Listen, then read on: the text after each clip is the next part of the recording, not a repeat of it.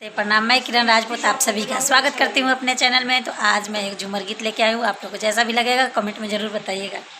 ललका रंगावा से रंगले बारू ओठ गोरिया, ललका रंगावा से रंगले बारू ओठ गोरिया। तू तो देखही में लागतारू छोट गोरिया, तू तो देखही में लागतारू छोट।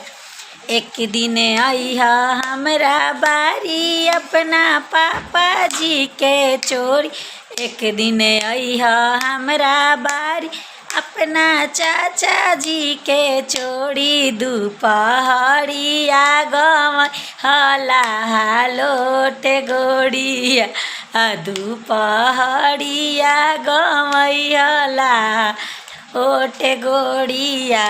ललका रंगावा से रंगले बारू ओठ गोरिया।